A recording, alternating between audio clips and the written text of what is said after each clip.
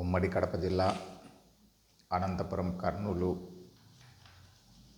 Rayalaseema thermal power ప్రాజెక్టులో పనిచేస్తున్నటువంటి ఉద్యోగులకు, కార్మికులకు స్ట్రగుల్ కమిటీ తరపున నమస్కారాలు తెలియజేస్తూ, డిసెంబర్ 1వ తారీఖున విజయవాడ సిఐటియు కార్యాలయంలో స్ట్రగుల్ కమిటీ రాష్ట్ర విస్తృత స్థాయి సమావేశం జరిగింది. ఆ సమావేశానికి ముఖ్య అతిథిగా సిఐటియు రాష్ట్ర ప్రధాన కార్యదర్శి సిహెచ్ నరసింహారావు గారు కూడా హాజరు కావడం జరిగింది. ఆ సమావేశంలో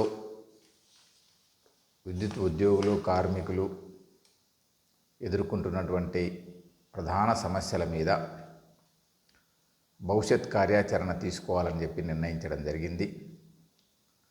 అంతకంటే ముందు రాష్ట్రంలో వివిధ ప్రాంతాల్లో ప్రాంతీయ స్థాయి సదస్సులు నిర్వహించడం, ఆ సదస్సుల్లో కార్మికుల నుంచి ఉద్యోగులకు సంబంధించినటువంటి డిమాండ్స్ను గుర్తించడం, కార్మికుల, ఉద్యోగుల సలహాలు, సూచనలు తీసుకుని భవిష్యత్తు కార్యాచరణను తయారు చేసుకోవాలని చెప్పేసి ఒక కార్యాచరణ తీసుకోవడం జరిగింది.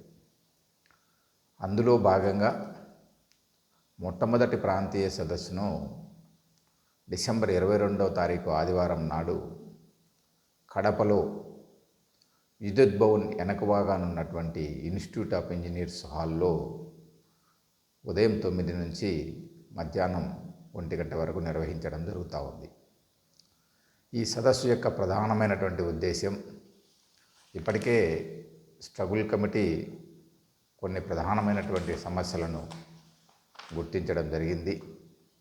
ఇవే కాకుండా ఉద్యోగులు, కార్మికులు ఈ సదస్సుకు హాజరై ఇందులో లేనటువంటి ఇతర డిమాండ్స్ను కూడా స్ట్రగుల్ కమిటీ దృష్టికి తీసుకురావడానికి, అలాగే మార్చిలో రాష్ట్ర అసెంబ్లీ బడ్జెట్ సమావేశాలు ఉన్నటువంటి నేపథ్యంలో ఒక ఉద్యమ కార్యాచరణను కూడా తీసుకోవడానికి, ఎలాంటి కార్యాచరణ చేపడితే మన కార్మికుల సమస్యల పరిష్కారం అయ్యేదానికి అవకాశం ఉందనేటువంటిది లోతుగా చర్చించడానికి ఈ సదస్సును 22వ తారీఖు కడపలో నిర్వహిస్తూ ఉన్నాం.